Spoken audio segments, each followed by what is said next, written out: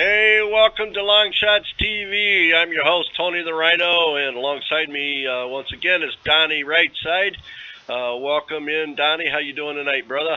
Doing good, man. Arctic tundra freezing across this country, but I'm going to heat it up tonight, Tony, with some football talk. Yeah, we do apologize to our viewers. We've been on hiatus for a few weeks here. We've had a few technical difficulties, and we're back on, and we're getting ready to kick it.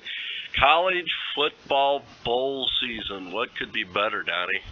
Not too much. I mean, if you look to make some money, you definitely want to be careful in the plays that you select there. If you like something, fire away. But, hey, take a lot of these games as enjoyment. They don't mean much to a lot of these teams. But if you could find an angle on one of these games, it's definitely going to be to your advantage. Yeah, exactly.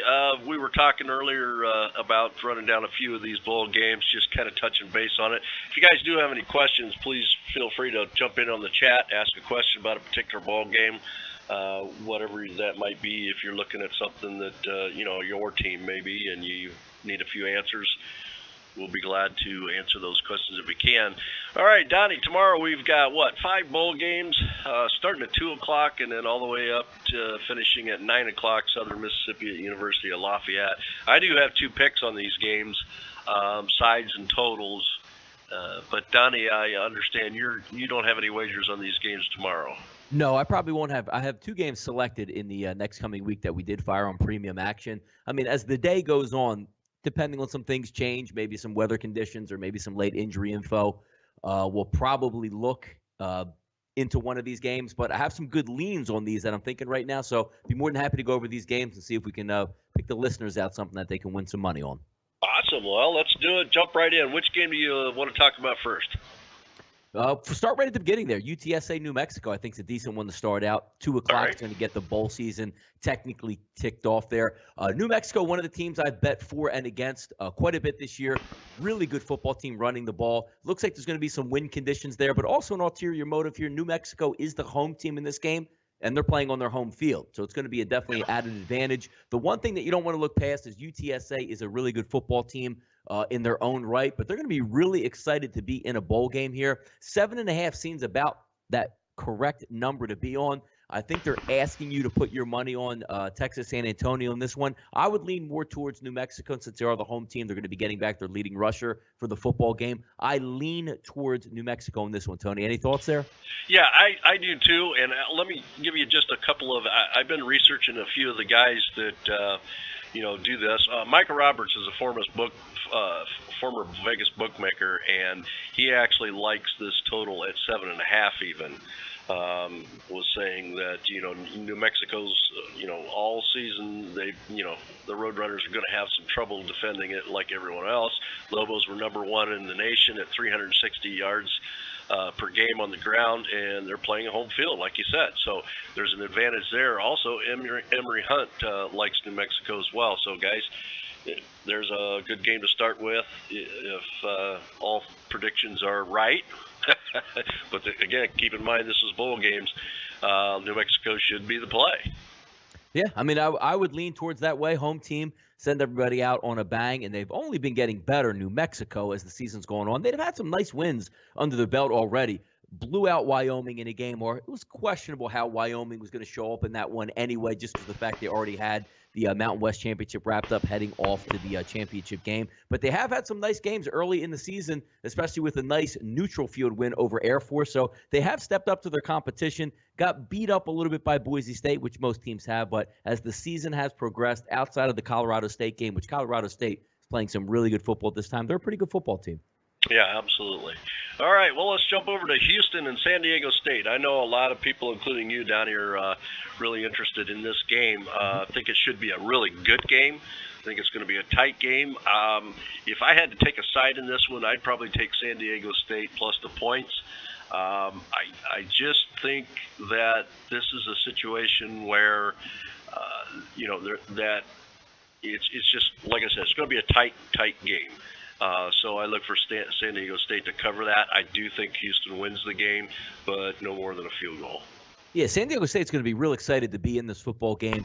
One of the interesting things that you want to take a look at is if Donnell Pumphrey is going to be able to set that all-time NCAA record. Exactly. You know they're going to feed him the ball, but again, that's not one of those charity cases saying, ooh, let's, give him the football. I mean, he's a really good football player, top 3 running back overall in the country. So feeding him the football even more than maybe he usually gets, that's not necessarily a bad thing. The one thing I would have liked to see better here, Tony, is if Houston went in a different direction with their head coaching choice. They kept it in-house, so that camaraderie is still going to be there.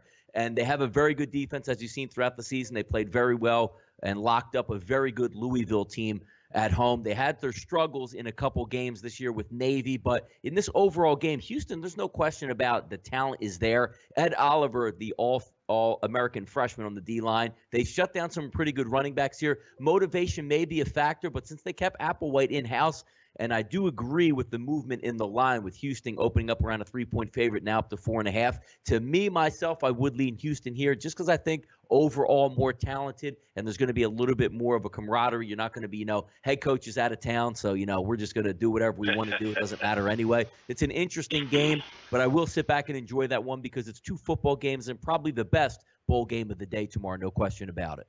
Yeah, how many yards does he need? Like 100? I think it's only a little bit over 100 yards. It's not anything 108. outlandish where he's got to get like 240. So he should just play his normal game regardless of how good Houston's defense is. He's going to get 25 touches. Awesome. Okay, let's jump down there to Central Florida versus Arkansas State. This is another game that I think is going to be close. I would take the points here in Arkansas State. What's your thoughts on that, Donnie? I've been a big fan all year long of the way Central Florida plays football. Good defense. I like the quarterback. He's mobile, good running game. But anything that's built on really good defense, I'm always going to be a champion of, especially when you don't have to cover more than a touchdown. Arkansas State, again, this was another one of those games. UCF is not a perennial bowl team, championship contender. They have been on the upswing over the past couple of years. I mean, obviously you would agree. But Arkansas State's going to be very excited to be at this bowl game, but so is UCF. And Arkansas State is going to take a level up in competition when, if you're just going to play in the Sun Belt Conference and just, smash football against the Troys of the world, Georgia Southern, Georgia State, UCF is playing a little bit different and higher caliber of competition. In this one, even though, again, it's hard, we always like to say take the points in these games. I just think UCF's a better overall football team, and 6 is not a huge wager. You're not looking at laying 14.5, 17.5, something outlandish. I would lean towards UCF and laying the points in this one. Yeah, I just think that the Red Wolves' defense has gotten a lot better as the season has gone on, is my take on that. That's the only reason I went that way. Okay, well, let's jump down to App State versus Toledo. This is a game I know I'm going to be watching. I was on Appalachian State quite a few times this season, and they really came through. Good football team, but they're playing a good football team in Toledo. What do you think, Donnie? Yeah, I mean, App State, again, one of those premier programs in the lower level. I mean, it all started back, everybody saw, maybe 10 years ago with their upset going on the road and beating Michigan. Their, lure and their tail has only grown since then. They played a really cool environment down there in Boone, North Carolina. It's a good overall program. They got their coming ups this year against Miami, but they did hang in and play and should have actually beaten Tennessee in the open of this past season. Old Dominion's a good football team. They beat them 31-7. Had a little bit of a lull, lost on the road at Troy, even though they had the lead late in the game. It's just a good football team. Looks like they ended the season winning 8 of 9 games. I would lean this way as well. I love the MAC conference. I love Toledo as a football team, but what this all comes down to is who can play the better defense. It's no question it's App State, and App State has a very good quarterback running back combination with Metters on the outside as a wide receiver. They're the complete package, even though I know Toledo has the firepower, can stay with them. Again, you're not looking to cover much. It's a pick 'em, the 1 point, depending either way, whichever book that you have on this one. I just would lean as well with App State. I just think they're overall the better football team there. Yeah, and App State is a 7th-ranked scoring defense as well.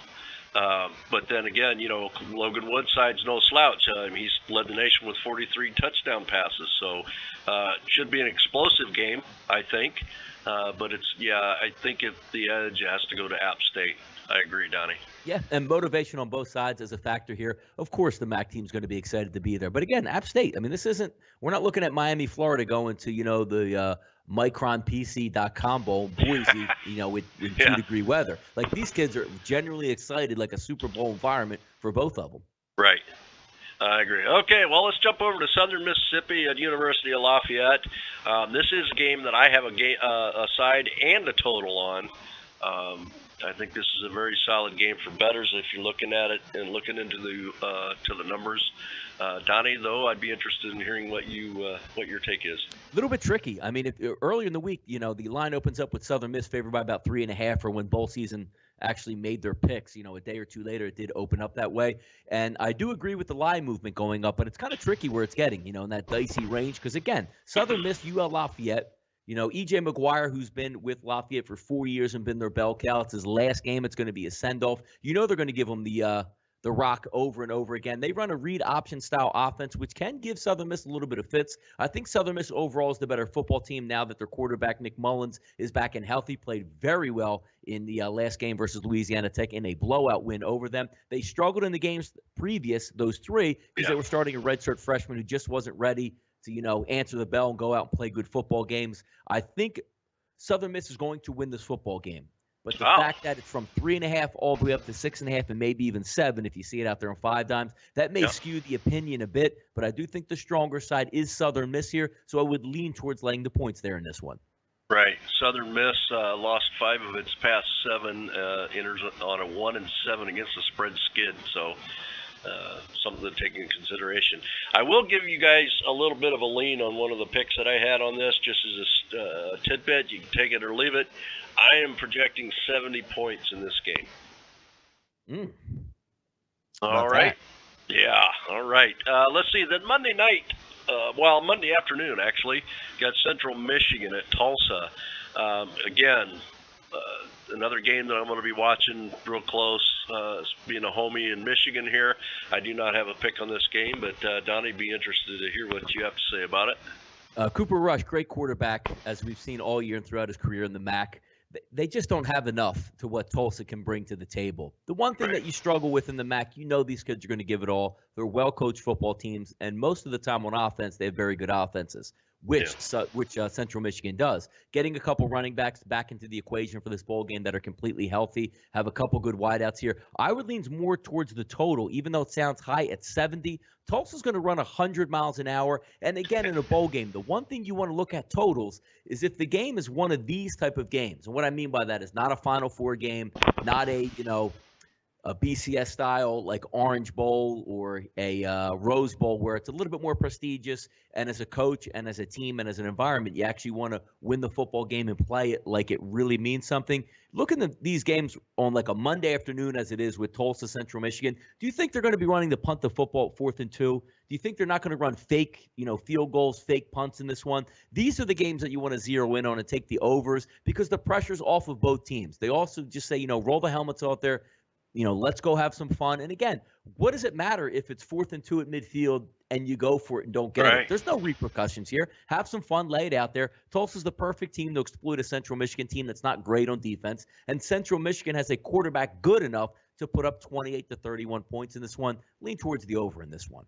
Yeah, I agree with you there, definitely. All right. Hey, Chris, nice to see you on. Memphis at Western Kentucky, Donnie, on Tuesday game. This one should be a wild one, too. I definitely think this is another one you could look very close to that over, even though the over is set at 79.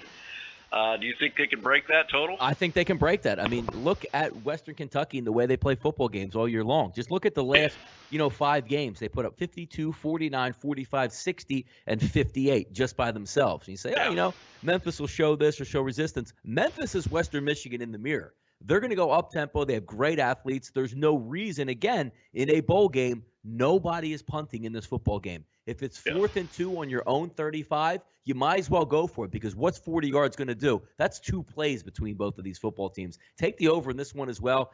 48, 44, easily you could see that in this one. Yeah, absolutely. All right, that's going to be a fun game. Yeah, Let's jump all the way down, Donnie, to a game I know you and I both will be watching. Is the 8 o'clock game on Friday, Ohio versus Troy. What do you see in this game here? Low scoring, Tony, to be honest with you. The one thing I actually like about this game is I've watching Ohio all year long. I always say this is a team that it's a shame that they never could get their quarterback situation together. Running Maxwell out there, Wyndham was on one leg. They lost their starting quarterback before the season even began. It was a shame because when you look at defenses, especially in the MAC, their front seven is incredible.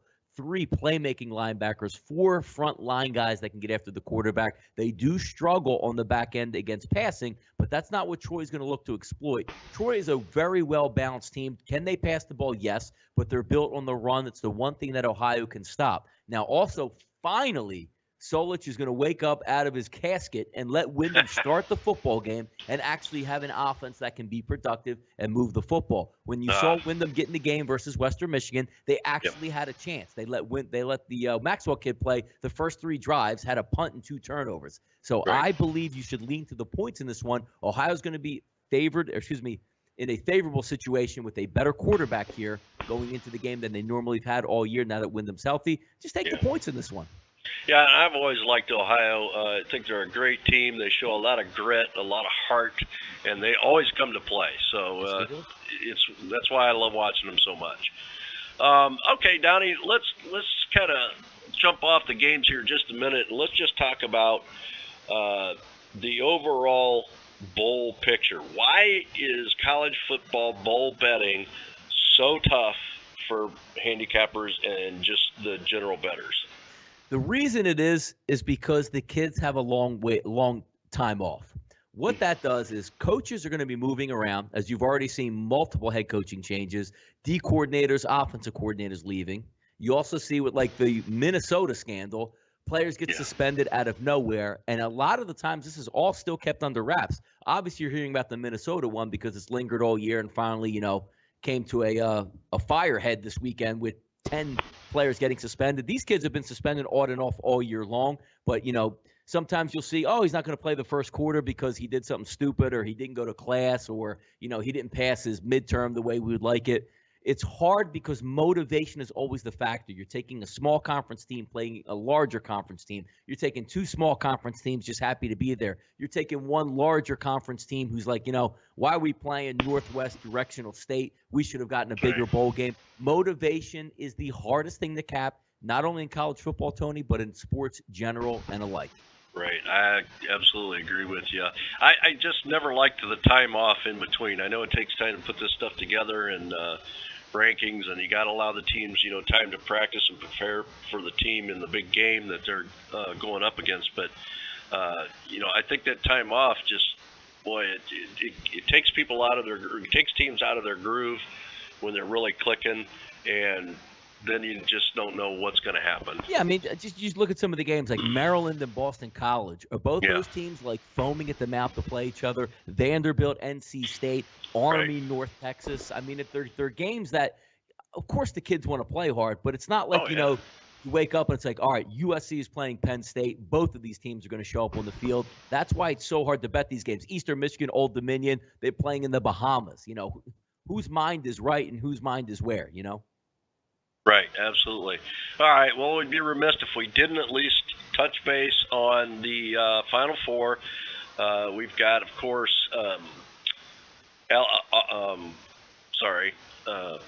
State at Clemson and Washington, Alabama.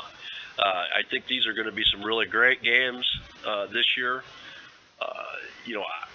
Do you think, Donnie, Washington can give Alabama a run for the money there? I mean, I think they can give them a run for the money. Nobody's beating Alabama this year outright in a football game.